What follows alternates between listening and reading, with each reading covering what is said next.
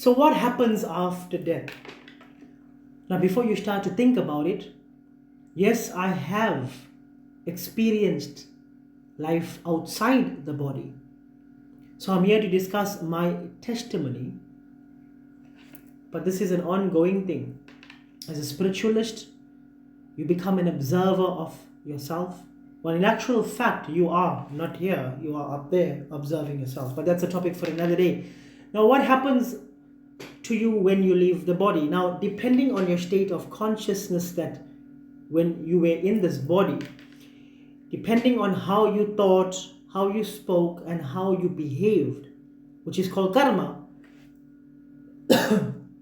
you've been vibrating on a certain frequency, which as a consequence brought about a certain dimension of realities to you.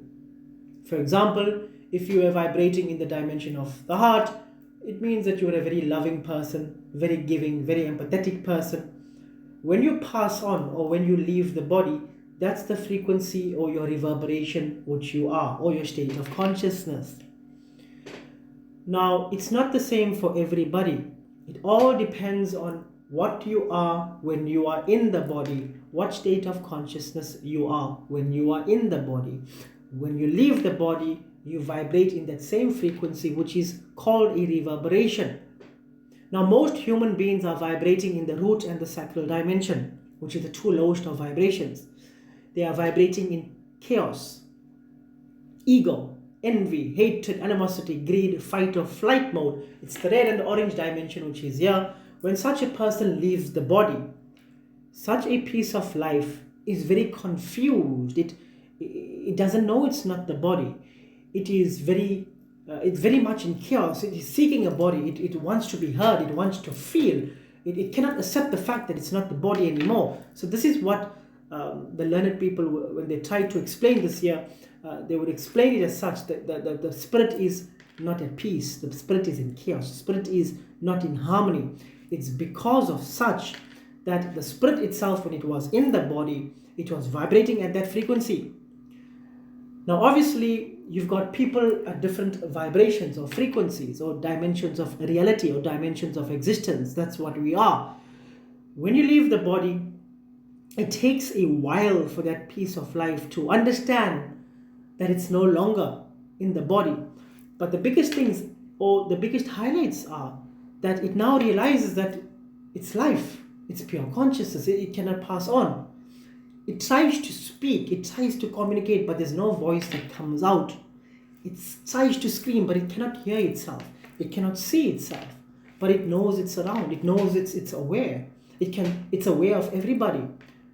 But most likely, depending on the vibration of the person when it passed on, it may or may not know who is who, but it will see that there are people, mourning the loss of themselves, and this is the chaos it starts to find itself again in, that I am here, I am not dead, I am here, but it cannot hear itself, and then it starts to realize that, I'm just sick and tired of this here, and it starts to ascend. This is the best way to put it. This is in my personal experience, but there are other experiences that I've had also, and these are experiences that have happened in the last 3 to 5 years. If the piece of life in the body has been a piece of life that has been building a relationship with his or her higher power, or has been practicing deep meditation, where such a person has surrendered the logic, surrendered the mind over a considerable period of time, then such a piece of life will obviously understand right now that it itself cannot be killed. It itself was never born nor created. It's pure consciousness, and it leaves the body all the time with will. It can leave the body at any moment, and even when it does leave the body at death, then such a piece of life is not in chaos. It understands the process. It understands the changing of bodies. It understands the journey. It understands the different realms that it has to go to. If it, depending on its karma, if it's allowed to go past the astral realm, which is Pitar-lok in Hinduism. But nevertheless, it's not something to be scared of. The only reason why people are scared of death is because they don't understand what death is in the first place. There is no actual death. All there is pure life. Life and no death. Life which is changing bodies all the time. because there is a misconception, a lack of knowledge out there, then as a consequence this brings about a huge amount of chaos right now in the body. What do you think will happen when you leave the body? So I'm gonna stop there. I've tried to explain this in a very comprehensible way. It's much more deeper than this here, but I hope you guys understand it. Jai Shri Ram. Goodbye.